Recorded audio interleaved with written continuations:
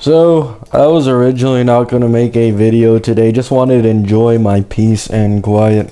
However, I was of course lurking in the Fractured Swords Discord because for those who don't know, the Galbra and Quuan leaks are out, betas constantly being updated. I like to keep myself, updated on what's going on with the characters, their teams and shit, so that I can actually have some idea whenever I make a video on them, right? And for those who don't know, I'll give you a bit of a general idea of what both of these characters' roles are. For Galbra, it is straight up just a nuke main fusion DPS. Her own damage output is through the fucking roof. However, she isn't exactly power creep at all, right? Which is pretty healthy. She's good, but she's not great, I think is the way I'd put it.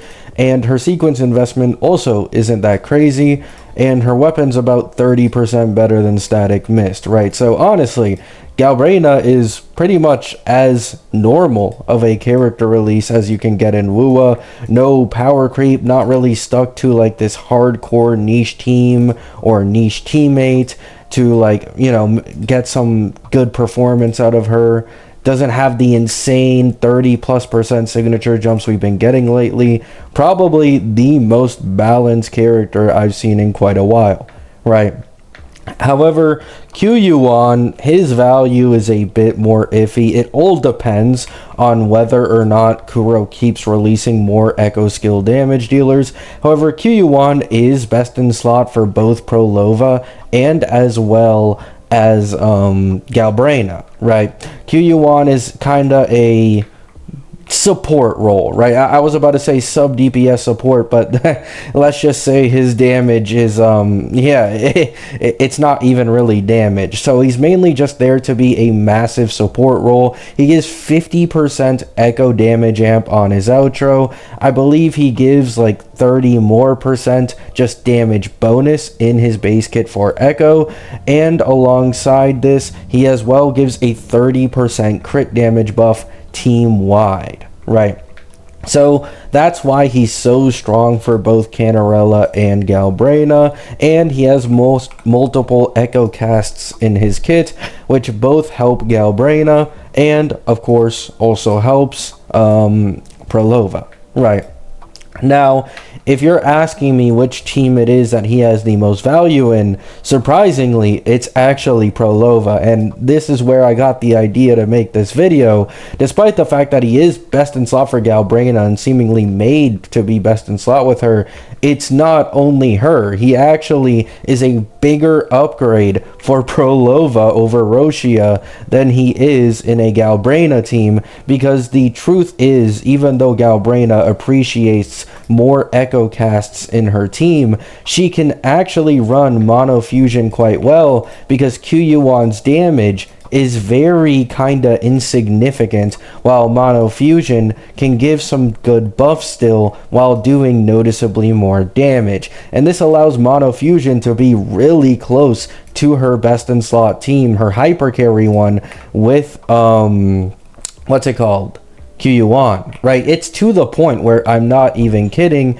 If you use Mortefi plus Lupa versus Quuan plus SK, Mortefi plus Lupa is actually basically on the exact same level. You're not really gonna notice the difference unless you have Quuan's weapon, right? So yeah, that is that is how good mono fusion is with her, and she actually uses Mortefi if you have Lupa as a better free-to-play option than even Augusta, right? Like, the free-to-play team is actually better than Augusta's free-to-play team in terms of the difference to the actual, like, full premium team, right?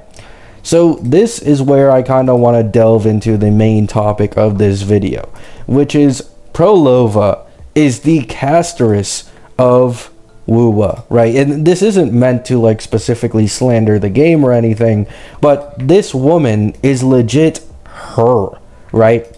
even outside of these similarities, such as both of them having had the biggest signature jumps in their games respectively, there's also the fact that Prolova had what was once thought the best in slot team fully made for her with Roshia and as well as Canarella, and then we just get blindsided by Quuan also being best in slot for her and over Roshia. So now Prolova gets an even further jump. For those who aren't aware, the current Prolova team, when we're talking like TOA performance, is probably a top 3 team in the game for most players, right? Casual players. I'm not including these super sweaty rotations, since every time I bring those up, people have a big problem with those. Otherwise, it'd be Zanny and Cart, right? But Prolova is just one of the highest floor characters in the game now with her full best in slot team. However, alongside this, her stocks have gone up massively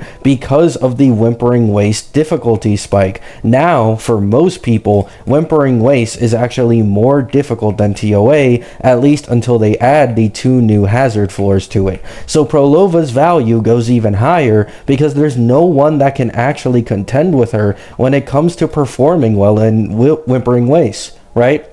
In Whimpering Waste, she is just leagues above any other characters in the entirety of the game, unless you do that tech that Bronte did with Yohu and Plunderer and constantly healing, right? But if you don't do that really weird tech that obviously isn't intentional, then Prolova is just so much better, like leagues better than any other DPS in the game. And then it's not only this, right? A top 3 DPS in TOA, a top 1 DPS in Whimpering Waste, but alongside this, because she does so much off-field damage, she's one of the greatest sub-DPS supports that you can just throw in for most main DPSs and still get really good performance. In fact, on WuaFlex, which is the website for speedruns in TOA, you can see that one of the fastest clearing teams in the entirety of the game right now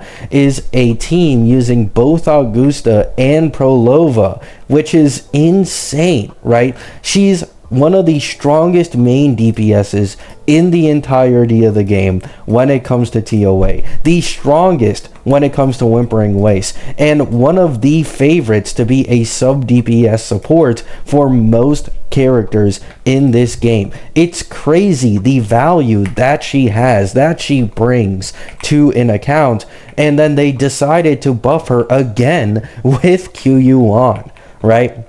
So of course things are open to changing further down the line in the beta. Maybe they could nerf Quuan or some way make him not work with Prolova, right? However, with the information we have right now in the current beta, Prolova is quite easily the highest value pull character in the entirety of version 2 in my opinion, and it's not even close. You can just get so much use out of her, and she's so universal for all the endgame modes. I can't believe that this woman actually made it to live with this fucking good of a kit, right?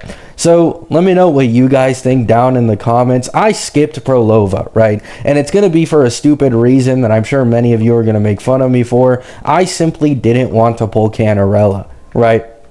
But man, is Prolova aging like fucking fine wine right now. Truthfully, I'd recommend when she comes on a rerun to anyone who hasn't gotten her and is still looking for like a second team for maybe clearing Whimpering Waste more easily, or just, you know, anything. She is just the character to invest in value-wise currently, right? Love you all. Hope you have a great day. Hope you have a great night. I might end up folding for Prolova on a rerun at this point because of how many stocks she's fucking getting. But man, it's crazy. Peace out.